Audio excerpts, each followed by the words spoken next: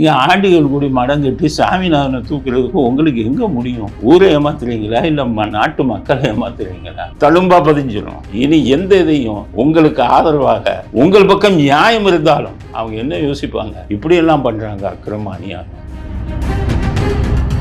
அரசியல்வாதியில் எவன் படித்தவன் இருக்கான்? 4ஆம் கிளாஸ் 3ஆம் கிளாஸ் 5ஆம் கிளாஸ் படித்தவன் தானே இன்னைக்கு அரசியல்வாதிகள் அதிகம். அவங்க சொல்றதை நீங்க கேட்பீங்க. நீதிபதி அவ்வளவு சட்டம் படிச்சு அவ்வளவு நியாயத்தையும் தர்மத்தையும் நிலைநாட்டக்கூடிய தீர்ப்புகளை கொடுப்பாரு. அவங்களுக்கு நீங்க பணிஞ்சு போக மாட்டீங்களா? அதனால மத நல்லிக்கிறதுக்கு கெடுப்பவர்களே உங்களை போன்ற அரசியல்வாதிகள் தானுங்கிறது தான் சீமான் மேல சொல்றேன். எதிர்கட்சியில் இருக்கிறவங்க ஆள் பேசுறதுக்கும் பேசாததுக்கும் ஆளுங்கட்சிட்டு இருந்து பணத்தை வாங்கிட்டு பேசுறீங்க, அரசியலா நடத்துறீங்க. இந்தியாலேயே மோசமான அரசியல் தமிழ்நாட்டில் தான் நடந்துகிட்டு இருக்கு. இந்தியாவில எந்த மாநிலத்திலாவது போய் பாருங்க. மத ஒற்றுமையை குலைத்து தாங்கள் ஓட்டு வாங்கணுங்கிற ஒரே இதுல தான் இப்ப இருக்கிற அரசியல்வாதிகள் செயல்பட்டு கொண்டிருக்கிறார்கள். அரசியல்வாதிக்கு இது இல்லையா? மூளை இல்லையா? சட்டம் தவறாக பயன்படுத்தப்படுதியா? போறவன் மரவன் எல்லாம் கூண்டாசுன்னு போறேன். கூண்டாசுங்கிறது என்ன? செக்ஷன் 2 ஆஃப் கூண்டாஸ் ஆக்ட போய் அரசியல்வாதிகள் எல்லாம் படிக்க சொல்லுங்க. காவல்துறை அதிகாரிகளை படிக்க சொல்லுங்க. கூண்டாசுனா யாரு தெரியுமா? இனிமேல் நீதிமன்ற அனுமதி இல்லாமல் காவல்துறை தன்னிச்சையாக யாரு மேலேயும் கூண்டர்கள் சட்டத்தில் கைது செய்யக்கூடாதுன்னு போட்டு நான் ஆர்டர் வாங்குறேன்னா இல்லையான்னு பாரு. அப்போவாச்சும் தமிழ்நாட்டுக்கு விமோசனம்.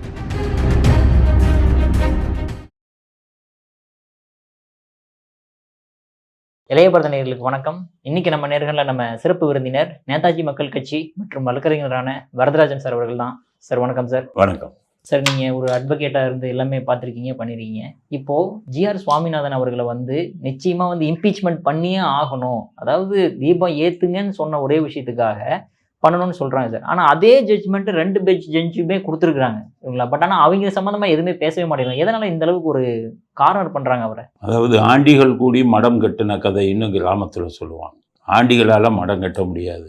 ஆண்டிகள் கூடி மடம் கட்டினா எது முடியாததோ அதுக்கு உதாரணமாக சொல்லும் போது இந்த பழமொழி சொல்லுவோம். அது மாதிரி இப்போ இவங்க பண்ணுறது ஆண்டிகள் கூடி மடம் கட்டின கதை. இதில் மற்ற இந்தியா கூட்டணியில் இருக்கிறவங்களுக்கு இதில் சம்பந்தம் இல்லை. ஸ்டாலினே காங்கிரஸை கூப்பிட்டு இந்த மாதிரி பண்ணணுங்களுக்கு எதிர்ப்பான்னு சொல்லி அவங்களும் இவங்களும் சேர்ந்து இப்போ கையெழுத்து வாங்கி இதை ஃபைல் பண்ணியிருக்காங்க. இம்பீச்மெண்ட் நீங்கள் ஒரு பதவி நீக்கம் செய்யணும்னா அது அவ்வளோ சாதாரண விஷயம் இல்லை. ஸ்டாலினுக்கு அவருக்கு சட்டத்தை பற்றி ஒன்றும் தெரியாது. இந்த காங்கிரஸில் இருக்கிறவனாச்சும் சட்டத்தை பார்க்க வேணாமா? ஒரு நீதிபதியை இம்பீச் பண்ணுறதுன்னா என்னென்ன இது இருக்குது? ஆளுங்கட்சியால் தான் அதை பண்ண முடியும். ஏன்னா மெஜாரிட்டி எம்பி வேணும். உங்களுக்கு எல்லாம் என்டி கூட்டணி எல்லாம் சேர்ந்து 233 பேர் தான் இருக்கீங்க. அதில் இப்போ 120 பேர் தான் கையெழுத்து போட்டிருக்கீங்க. அதில் 99 எம்பி காங்கிரஸ் எம்பியும் உங்கள் எம்பி ஒரு 22 எம்பியும் சேர்த்து தான் கையெழுத்து போட்டிருக்கீங்க. இதை வச்சு இதில் நீங்கள் மெஜாரிட்டியை பார்லிமெண்ட்டில் நிரூபித்து இது பண்ணி மெஜாரிட்டியாக நீங்கள் ஓட்டு வாங்க முடியுமா? உங்களுக்கு அந்த இம்பீச்மெண்ட்டுனா எப்படின்னா, பதவி நீக்கம் செய்யக்கூடிய அதிகாரம் உயர்நீதிமன்ற நீதிபதி உச்ச நீதிமன்ற நீதிபதிக்கு ஜனாதிபதிக்கு தான் இருக்குது. ஆனால் ஜனாதிபதி அவர் இஷ்டத்துக்கு பண்ண முடியாது. பார்லிமெண்ட் அனுமதி கொடுக்கணும். அப்போ பார்லிமெண்ட்டு அதில் தீர்மானமாக நிறைவேற்றி அதை இது பண்ணி காமிக்கணும். இப்போ ஏற்கனவே ஜஸ்டிஸ் வர்மா அவர் வீட்டில் கோடிக்கணக்கான பணம் இருந்தது. அவர் இம்பீச்மெண்ட்டை இவரே கொண்டு வந்தாங்க, பிஜேபியோ கொண்டு வந்தாங்க. காங்கிரஸும் சேர்ந்து அதை ஆதரிச்சு கையெழுத்து போட்டுருக்காங்க. ஆமா, எல்லாத்துக்கும் மேல என்னன்னு கேட்டீங்கன்னா, உச்ச நீதிமன்றமே இவர் மேல நடவடிக்கை எடுக்கங்கன்னு சொல்லியிருக்கு. அது சொல்லி இவ்வளவு விஷயம் இருந்துமே இன்னும் முடியாது. நீங்க ஆண்டிகள் கூடி மடம் கட்டி சாமிநாதனை தூக்குறதுக்கு உங்களுக்கு எங்க முடியும்? ஊரை ஏமாத்துறீங்களா இல்ல நாட்டு மக்களை ஏமாத்துறீங்களா? அதனால பயமுறுத்துறதுக்கு இவர்களுக்கு எதிராக தீர்ப்பு கொடுக்கக்கூடாது. தீர்ப்பு கொடுத்தா உன்னை பதவி நீக்கம் செய்யும் பயமுறுத்துவாங்க. என்ன சாமிநாதன் நீதியரசர்னா அவ்வளோ ஒன்றுமே தெரியாது வர, அவர் சட்டம் படிச்சவர் தானே, உங்களால் முடியாதுன்னு தெரியும். அதனால ஏன் இந்த ஒரு மோசமானது உங்களுக்கு எதிர்பார்த்து இப்போ ஜஸ்டிஸ் வர்மா மேலே பதவி நீக்கத்தை கொண்டு வராங்கன்னா, அவர் அளவுக்கு அதிகமாக பணத்தை வீட்டில் வச்சுருந்து இது பண்ணாங்க. அது மிஸ்கான்டக்டில் வரும். சாமிநாதன் கொடுத்த தீர்ப்பு எப்படி மிஸ்கான்டக்டில் வரும் சொன்னீங்கன்னா ஜாதி பேர் சொல்லுவீங்களா? இப்போ ஒரு குறிப்பிட்ட ஜாதி வச்சிருந்தவங்க நீதிபதியாக இருக்கக்கூடாதா? நியாயத்தை சொல்லக்கூடாதா? அதனால் நீங்களே உங்கள் தலையில் மண்ணை வாரி போட்டுக்கிட்டீங்க. சாமிநாதனுக்கு பதவி நீக்க தீர்மானம் நீங்கள் கொண்டு வரதா நினைக்கிறீங்க. ஒட்டுமொத்த இதையும் நீதித்துறையும் இதன் மூலம் நீங்கள் பகைச்சுக்கிட்டீங்க. ஒவ்வொரு நீதிபதி மனசுலையும் ஆழமாக பதியும். ஒரு வர்மா இது கேட்டிங்கன்னா அவர் மேலே தப்பு இருக்குது. எல்லா நீதிபதிகளும் தப்பாக நினைக்க மாட்டாங்க. அவர் மேலே தப்பு இருக்குப்பா, பணத்தை வச்சுருந்தாரு, பதவி நீக்கம் கொண்டு வராங்க. ஆனால் சாமிநாதன் மேலே கொண்டு வந்தீங்கன்னா ஒவ்வொரு நீதிபதிக்கும் என்ன நினைப்பான்? ஓ, இந்த மாதிரி பண்ணுறீங்களா, தீர்ப்பு கொடுத்தவன் தலையிலேயே கை வைக்கிறீங்களா, நாளைக்கு நாங்கள் தீர்ப்பும் கொடுக்க முடியாத, அப்போ உங்களுக்கு சாதகமாக கொடுக்கலன்னா எங்களையும் நீங்கள் இப்படி தானே பண்ணுவீங்கன்னு ஒவ்வொருத்த மனதிலையும் ஒவ்வொரு நீதிபதி மனதிலையும் ஆழமாக பதிந்து விடும். இனி அவங்களுக்கு சேலஞ்சு பண்ணி சொல்கிறேன், ஸ்டாலினுக்கும் திமுக அரசாங்கத்துக்கும் சொல்கிறேன், நீங்கள் வருங்காலத்தில் எந்த ஒரு உத்தரவும் எந்த நீதிமன்றத்திலும் வாங்க முடியாது. நான் ஒரு தீர்ப்பை விமர்சித்தேன்னா நான் தீர்ப்பை விமர்சித்தேனே ஒழிய நீதிபதியை தகாத வார்த்தைகளில் பேசுகிறேன். உரிமையில் கூட அந்த நீதிபதியை நான் ஒன்றும் சொல்லலை. நீங்கள் கொடுத்த தீர்ப்பு தப்பு. ஏன்னு கேட்டிங்கன்னா, இங்கே சென்னையில் நீங்கள் அதை எடுக்கிறதுக்கு உங்களுக்கு இது கிடையாது அதிகாரம். அது கரூரில் நடந்தது மதுரை உயர்நீதிமன்றத்தில் தான் வரும். அதோட மதுரை உயர்நீதிமன்ற பெஞ்சு ஏற்கனவே விசாரிச்சுக்கிட்டு இருக்காங்க. அதை நீங்கள் இங்கே எடுத்தது தப்பு அப்படிங்கிறது தான் நான் சொன்னேன். இவங்கள மாதிரி பாப்பாங்கிற வார்த்தைலாம் உபயோகிச்சேன்னா, அவர் நீதியரசர் செந்தில்குமார் இவங்களை பற்றி நான் கெட்ட வார்த்தையில் பேசினேன்னா, எவ்வளவு இதில் உங்கள் ஐடிவிங்களை கெட்ட வார்த்தையில் ஒரு சாமிநாதன் நீதியரசரை விமர்சிக்கிறீங்க. எப்படி நான் நாகரிகமாக பேசினேன். நான் சொன்ன கருத்துக்களை 3 நாள் கழித்து உச்ச நீதிமன்றமும் நான் சொன்ன கருத்துக்களே சொல்லிச்சு. அதுக்கே என்ன கைது பண்ணீங்கல்ல. சாமிநாதன் நீதியரசர் சாமிநாதன் இத்தனை பேர் திட்டுறாங்களே, ஒருத்தனையாச்சும் கைது பண்ணுறதுக்கு உங்களுக்கு தைரியம் இருக்கா? காரணம் நீங்கள் தான் உங்களை தூண்டி விடுறீங்க. அதனால் நீதித்துறையை பகைத்து கொண்டீர்கள். எனக்கெல்லாம் ரொம்ப மகிழ்ச்சி. வருங்காலத்தில் ஒவ்வொரு நீதிபதியும் மனசுலையும் இது அப்படியே ஸ்கார் தழும்பா பதிஞ்சிடும். இனி எந்த இதையும் உங்களுக்கு ஆதரவாக உங்கள் பக்கம் நியாயம் இருந்தாலும் அவங்க என்ன யோசிப்பாங்க, இப்படியெல்லாம் பண்ணுறாங்க அக்கிரம அநியாயம் அப்படின்னு. அவங்க உங்கள் சம்பந்தப்பட்ட வழக்குகளில் எந்த ஒரு நீதிபதி தீர்ப்பு கொடுத்தாலும் உங்கள் மீது அவர்களுக்கு இருக்கும் கோபம் நிச்சயம் அந்த தீர்ப்புகளில் எதிரொலிக்கும் அப்படிங்கிறது தான் என்னுடைய இந்த இதில் இவங்க சாமிநாதன் நீதியரசர் இதில் இவங்க பண்ணிக்கிட்டதுக்கு மன்னிப்பே கிடையாது. ஏற்கனவே ஆர்எஸ் பாரதி நீதிபதியெல்லாம் கருணாநிதி போட்ட பிச்சைன்னு சொன்னாங்க. என்ன நீதிபதியெல்லாம் சாதாரணமான ஆள் நினச்சிக்கிட்டு இருந்தீங்களா? உங்கள் கட்சி மாவட்ட செயலாளர்னு நினச்சிங்களா? நீங்கள் நினச்சபடி எல்லாம் திட்டலாங்கிறது தவறான பாதையில் போயிட்டீங்க. அது நாட்டுக்கு நல்லது. இனி உங்களுக்கு ஆதரவான எந்த தீர்ப்பையும் எதிர்பார்க்காதீங்க. அப்படி உங்கள் பக்கம் நியாயம் இருந்தாலும் வராதியா இந்த தீர்ப்பு. ஆனால் நீதிபதி மனுஷன் தானே, அவங்க மனுஷன் இதாகும் இல்லை. என்னடா அப்படி அக்கிரமம் பண்ணுறாங்க? இந்தியா பூராமே இன்னைக்கு நீதித்துறை வழக்கறிஞர், இங்கே இருக்கிற வழக்கறிஞரை திமுக வழக்கறிஞர்கள் வச்சு நீங்கள் பேச விடலாம். இந்தியா பூரா இருக்கிற வழக்கறிஞர்கள் பூரா உங்கள் மேலே இதாகிட்டாங்க, இப்படி பண்ணுறாங்க அப்படி. அதனால் வருங்காலத்தில் இது எதிரொலிக்கும். இவர் நீங்கள் செஞ்ச இதை ஏற்றுக்கொள்ள முடியாது. நீதித்துறையின் சுதந்திரத்தை நீங்கள் தவறாக பயன்படுத்தி பயமுறுத்துகிறீர்கள் அப்படிங்கிறது தான் எங்களுடைய கருத்து. ஓகே சார், இப்போ ஒரு பக்கம் திமுக ஆட்சி அந்த மாதிரி பண்ணாலுமே இப்போ டைரக்ஷன் கொடுக்குறாங்க சார் போலீஸ்காரங்க, நீங்கள் எங்களை கூட்டு போய் நீங்கள் விளக்கேற்றுங்க அப்படின்றாங்க. பட் இருந்தாலுமே போலீஸ்காரங்களும் சரி கலெக்டர்களும் சரி இவங்களுமே நீதிமன்றத்தை ஒபே பண்ண மாட்டேங்கிறாங்களா சார்? அப்போ அவங்க மேலே எப்படி சார் நடவடிக்கை எடுக்க முடியும்? அதாவது கண்டெம்ப்ட் ஆஃப் கோர்ட் ஆக்ட்னு இருக்குது. அது திமுக அவனுக்குமே தெரியாது, அவங்க வழக்கறிஞர் பிரிவில் இருக்கிறவனுக்கும் தெரியாது. கண்டெம்ப்ட் ஆஃப் கோர்ட் ஆக்டில் நீதிபதிகளின் உத்தரவை நீதிமன்றத்தின் உத்தரவை நடைமுறைப்படுத்தலைன்னா 6 மாதம் வரை ஜெயில் தண்டனை கொடுக்கலாம். நம்ம தமிழ்நாட்டை சேர்ந்த நீதிபதி கல்கத்தாவில் உயர் நீதிமன்ற நீதிபதியாக இருந்தார். அவர் மேலே கண்டெம்ப்ட் ஆஃப் கோர்ட் 6 மாதம் உள்ளே வச்சாங்க. 6 மாதம் கல்கத்தா ஜெயிலில் இருந்துட்டு தான் அவர் வெளியில் வந்தார். அப்போ அவருக்கே இந்த நிலைமை. நீங்கள் ஐஏஎஸ் ஐபிஎஸ் எல்லாம் நீதிமன்றத்தில் கூப்பிடுவாங்க, போக மாட்டீங்களா? போகலைன்னா என்ன விட்டுருவாங்களா?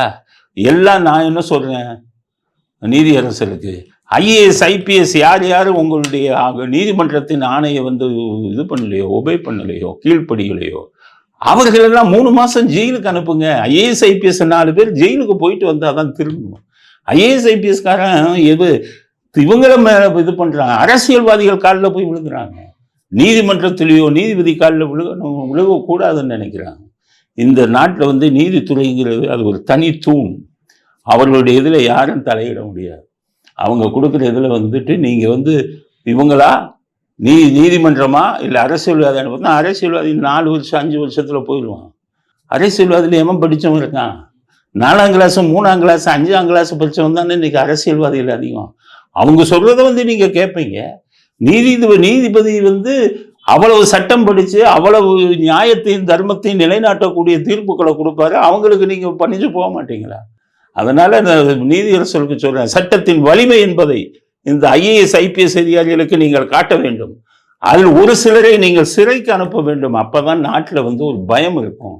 இல்லைன்னா நம்மளை வந்து நீதிமன்றம் ஒன்றும் செய்ய முடியாதுங்கிற எண்ணம் வந்து அது பண்ணணும் அப்படிங்கிறது. இருந்தாலுமே எல்லாமே டிலே ஆகிட்டே போறதுனாலே அவங்களுக்கு ஒரு பாசிட்டிவ் ஆயிருதே சார் ஜட்ஜ்மெண்ட்ல. டிலே என்ன, ஒரு சில இதில் பணத்தை வச்சு விளையாடலாம், எல்லா இதுலேயும் விளையாட முடியாத. அதனால நீங்க நீதிமன்ற அவமதிப்பு கொண்டு வர்றதுன்னா யார் மேல கொண்டு வந்திருக்கணும்? பீச்சில் மெரினா பீச் என்ன சுடுகாடா? இனிமேல் யாரையும் அங்கே தகனம் செய்யக்கூடாதுன்னு உயர் நீதிமன்றம் முதல்ல சொன்னாங்கல்ல. அதே உத்தரவை மீறி கருணாநிதிக்கு அங்கே சமாதி வைக்க அனுமதி கொடுக்கணும்னு 3 மணிக்கு தீர்ப்பு கொடுத்தாங்கல்ல. அவங்க மேல நீங்க கொண்டு வந்திருக்கணும் இதை பதவி நீக்க தீர்மானத்தை. அப்படி சட்டத்தை மீறி தீர்ப்பு கொடுத்தவங்களுக்கெல்லாம் பதவி நீக்க தீர்மானம் இந்த நாட்டில் வரல. ஆனால் சட்டத்திற்கு உட்பட்டு ஒரு தீர்ப்பை கொடுக்குறாரு. அதுல வந்து நீங்க வந்து எப்படி இது பண்ண முடியும்? சீமான் சொல்றாரு, என்ன சொல்றாரு தெரியுமா சீமானு?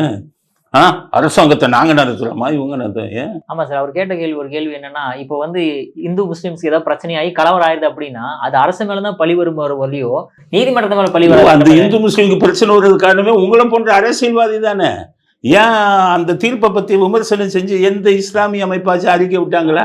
அவங்களுக்கு வந்து அவன் வந்து நாட்டில் நம்ம பொழப்ப பார்க்கணுயா இப்படிங்கிற நிலைமைக்கு வந்துட்டான். இன்னைக்கு ராம பூமியை கட்டிட்டான், ராமர் கோயிலே கட்டிட்டான் யூபியில்.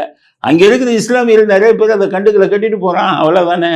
நம்ம பொழப்ப பாருங்கயா, நமக்கு பல பிரச்சனைகள் இருக்குது. எம்ப்ளாய்மெண்ட் வேலை வேணும், குழந்தைகளுக்கு வந்து நமக்கு இப்போ குழந்தைகளுக்காக சம்பாதிக்கணும். இது மாதிரி பல விஷயங்கள் வந்து நாட்டில் வந்து பல இவங்களுக்கு தேவைப்படுது.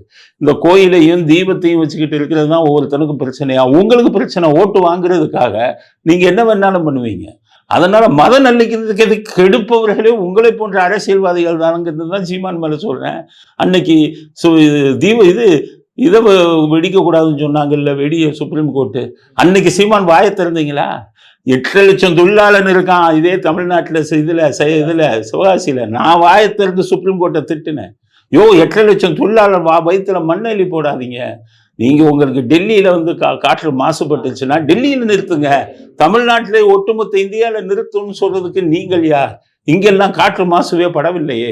8 லட்சம் தொழிலாளர் தெரியலையான்னு கேட்டேன். இதே கேள்வியை சீமானுக்கு அன்னைக்கு கேட்கறதுக்கு தைரியம் இருந்ததா?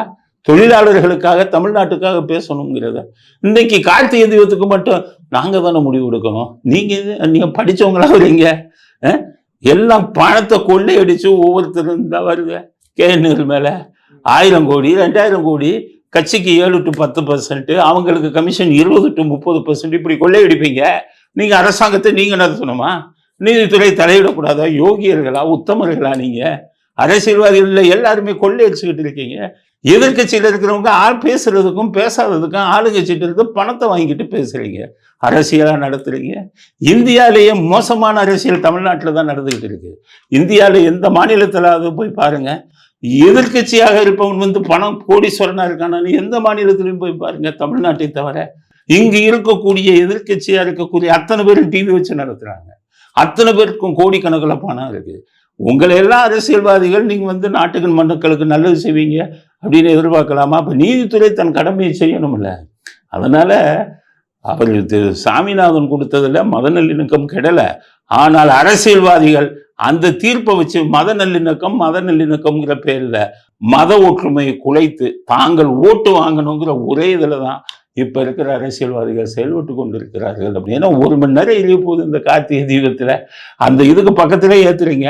கொஞ்சம் தள்ளி இருக்கிற தூண்ல வச்சு ஏற்ற நாடு குடிமுழுகையா போகும். அது வந்து மயில் கல்லு, அப்புறம் அந்த மயில் கல்லு இதெல்லாம் என்னங்க காலங்காலமா இருக்குங்கிறாங்க. 100 வருஷத்துக்கு முன்னாடி ஏத்துனாங்கிறாங்க. நீதிமன்றம் ஃபைலை பாக்குறாங்க, ஆதாரங்களை பாக்குறாங்க. அது சொத்து உரிமை சம்பந்தப்பட்ட ஒருத்தனுடைய ரைட்ஸ். அதை வச்சு கொடுக்குறாங்க. என்ன குடிமொழியா போகுது? யாரு அதை பத்தி பெருசா பேசுறா? அதனால பெருசாக்கிறவர்கள்லாம் இவர்கள் ஜாதியை பூத்தி உள்ள கொண்டாந்து இதெல்லாம் பண்ணிக்கிட்டு இருந்தாங்கன்னா, நீதித்துறை தனி ஜாதிங்க.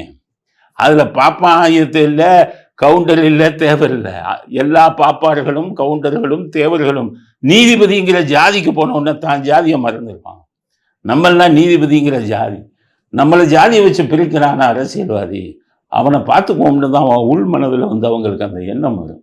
அதனால் இதனால் நீங்கள் வருங்காலத்தில் நீங்கள் சந்திக்க போகும் பிரச்சனைகள் நிறைய பிரச்சனை. நீங்களே வந்து கொள்ளையடிச்சிட்டு இவ்வளோ பண்ணிக்கிட்டு இருக்கீங்க. நீங்கள் நீதிமன்றத்துக்கு தான் போய் ஆகணும். ஒவ்வொருத்தரும் வரிசை கட்டி ஜெயிலுக்கு போக போகிறீங்க. அப்போ போய் பெயிலுக்கு எங்கே போவீங்க? நீதிமன்றத்துக்கு தானே போவீங்க.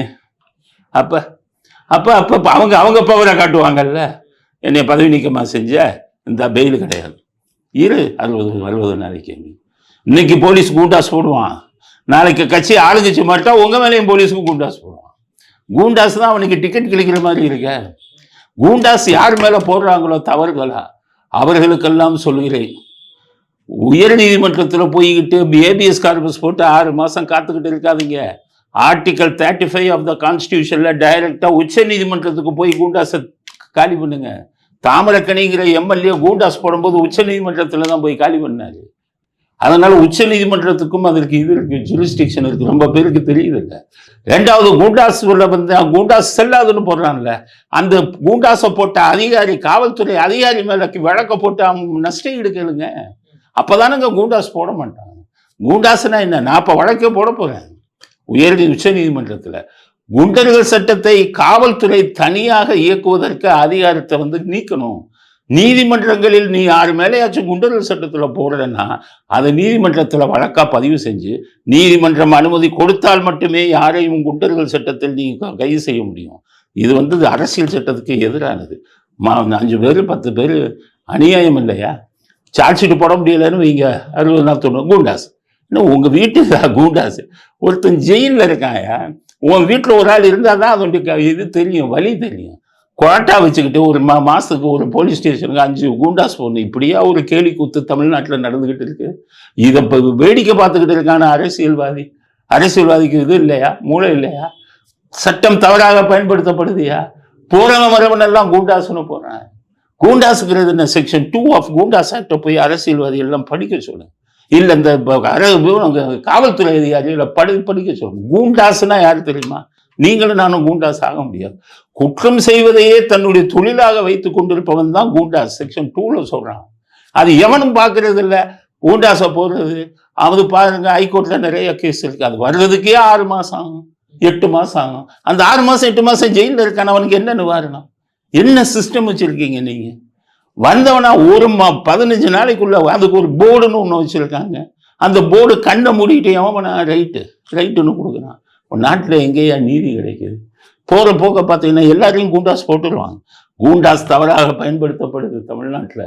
இதற்காக நான் உச்ச நீதிமன்றத்துக்கு போகிறேன், தனி மனுஷனாக போய் இப்படி தப்பாக பயன்படுத்துகிறான். இந்திய அரசியல் சட்டம் தவறாக பயன்படுத்தப்படுகிறது. இனிமேல் நீதிமன்ற அனுமதி இல்லாமல் காவல்துறை தன்னிச்சையாக யாரு மேலேயும் குண்டர்கள் சட்டத்தில் கைது செய்யக்கூடாதுன்னு போட்டு நான் ஆர்டர் வாங்குறேன்னா இல்லையான்னு பாருங்க. அப்போவாச்சும் தமிழ்நாட்டுக்கு விமோச்சனம். படித்தவன் ஒரு அரசியல்வாதியாக வந்தால் இதெல்லாம் யோசிப்பாங்க. படிக்காதவங்க வந்து அவங்களுக்கு என்னன்னு தெரியல. தன்னுடைய எதிரிகள் எல்லாம் போடுறதுக்கு ஒரு ஆயுதமாக பயன்படுத்தப்படுகிறது குண்டர்கள் சட்டம். இது வந்து திமுக ஆட்சியில் நிறைய கூண்டாஸ் போடப்பட்டுச்சா சார்? அதிமுக ஆட்சியிலும் எல்லா ஆட்சியிலையும் போட்டாங்க, அதிமுக ஆட்சியிலையும் போட்டாங்க. நான் இப்போ வன்மையாக கெடுக்கணும். அரசியல்வாதிகள் தங்களுடைய அரசியல் எதிரிகளை பழி வாங்குவதற்கு காவல்துறையிடம் சொல்லி போட்டுக்கிட்டு இருக்காங்க. யாரும் டேமேஜ் கேட்கறது இல்லைங்க. இப்போ என் மேலே இதுக்கு அனுப்புனாங்க, எல்லாரும் மேலேயும் வழக்கு போட்டேன். நீதிபதி மேலே வழக்கு போட்டுருங்க. எப்படியா என்னை உள்ள தள்ளிட்டீங்க? நான் என்ன தப்பு பண்ணேன்? எப்படியா மேஜிஸ்ட்ரேட் என்னை உள்ள தள்ளிட்டீங்களே? உச்ச நீதிமன்ற தலைமை நீதிபதிக்கு மேஜிஸ்ட்ரேட் மேலேயே கம்ப்ளைண்ட் எழுதியிருக்கேன். எப்படி என்னை உள்ள தள்ளினா கேளுங்க. உங்க உச்ச நீதிமன்றம் தானப்பா சொல்லுது 7 வருடத்துக்கு குறைவான தண்டனை உள்ள குற்றங்களை வந்து நீங்க வந்து வழக்கு போட்டா நீதிபதி சிறைக்கு அனுப்பக்கூடாதுன்னு இருக்கேன். என்னை எப்படி உள்ள தள்ளினீங்க? மேஜிஸ்ட்ரேட் எப்படி உள்ள தள்ளினீங்க? இன்ஸ்பெக்டர் அவங்க பாட்டுக்கு வராங்க. நான் போட்ட அந்த 41A நோட்டீஸில் ஆன்டிடேட் இவங்களே கையெழுத்து போடுறாங்க, இவங்களே டேட்டு போடுறாங்க. எல்லாத்தையும் உச்ச நீதிமன்ற தலைமை நீதிபதிக்கு புகாராக கொடுத்துருக்கேன். இவர்களே என்னுடைய கையெழுத்து போட்டு டேட்டை வந்து போலீஸே போடுறாங்க. அப்போ என்னங்க நாட்டில் எங்கெங்க நீதி போகுது? எங்கே போனாலும் இப்படி தானா? போலீஸும் இப்படி இருக்காங்க. கேட்டால் ஒரு அரசியல்வாதியை பேரன்னு சொல்கிறாங்க. அவர் தான் அவர் இப்போ உங்களை கைது பண்ண சொன்னால், அவர் கைது பண்ண சொன்னால் கைது பண்ணிடுவீங்களா? அப்போ யூடியூப்னு ஒன்று இருக்க, அது ஆர்டிகல் 19 ஆஃப் த கான்ஸ்டியூஷனில் பேச்சுரிமை சம்மந்தப்பட்டதாச்சே. அதுவும் பொலிட்டிக்கல் வியூஸ். நான் ஒரு அரசியல் கட்சி, அரசியல் கட்சிக்கு தலைவராக இருக்கிறவங்க அரசியல் விமர்சனங்களை பண்ணினா அதில் நடவடிக்கை எடுக்க முடியாதுன்னு உச்ச நீதிமன்றம் சொன்ன பல தீர்ப்புகள் இருக்க. என்னுடைய பேச்சுரிமையை நீங்க இது பண்ற மாதிரி இருக்க. நான் ஒரு தனி மனிதனா, ஒரு அரசியல் கட்சி சார்பில் தானே பேசுறேன். அப்ப எப்படி என்ன நீங்க கைது பண்றீங்க? நாட்டுல சட்டம் இல்லையா? காவல்துறை நீங்க பண்ணிடுவீங்களா? காவல்துறை அதிகாரிகள் அத்தனை பேர் மேலேயும் டேமேஜ் கேட்க போறேன். அந்த டேமேஜை நான் எப்படி கேட்பேன்? அவர்கள் சம்பளத்திலிருந்து எனக்கு கொடுக்கணும், அரசாங்கம் கொடுக்க வேணாம். எந்த அதிகாரி அவங்க மேல போட்டாங்களோ அவங்க சம்பளத்திலிருந்து கொடுங்க. அதுதான் இப்ப நான் கேட்க போறேன். ஆனா சார் மேல இருந்து அதிகாரிகள் ப்ரெஷர் பண்றதுனால சார் ப்ரெஷர் பண்ணா மேல் அதிகாரியை பிடிக்கணும். ஒரு மேல் அதிகாரிக்கு நோட்டீஸ் அனுப்புனேன், திருப்பி அனுப்புறாரு. திருப்பி அனுப்புனா என்ன பண்ணணுங்கிறது எனக்கு தெரியுமே. சட்டப்படி உங்களை சட்டத்தின் முன் கொண்டு வரேன். என்ன ரிமாண்ட் பண்ண போறாங்க. ஒரு ஐபிஎஸ் அதிகாரி யூனிஃபார்மோட கோர்ட்ல உட்கார்றாரு. எதுக்கு? மேஜிஸ்ட்ரேட்டை பயமுறுத்துறதுக்கு. இதெல்லாம் யாருக்காக செய்யறீங்க? ஒரு அரசியல்வாதி சொன்னாங்கிறதுக்காக தானே செய்யறீங்க. செய்யலாமா? உங்களுக்கு மனசாட்சி இல்லையா? பாவத்தை பண்றீங்களே நீங்க. ஒரு தப்பும் பண்ணாதுன்னு ஜெயிலுக்கு அனுப்புறீங்களே, அதனுடைய சாபம் உங்க குடும்பத்துல உங்க பிள்ளைங்களெல்லாம் பாதிக்கும். மனசாட்சியுடன் செயல்படுங்க அதிகாரிகளை. அதைத்தான் நான் சொல்றேன்.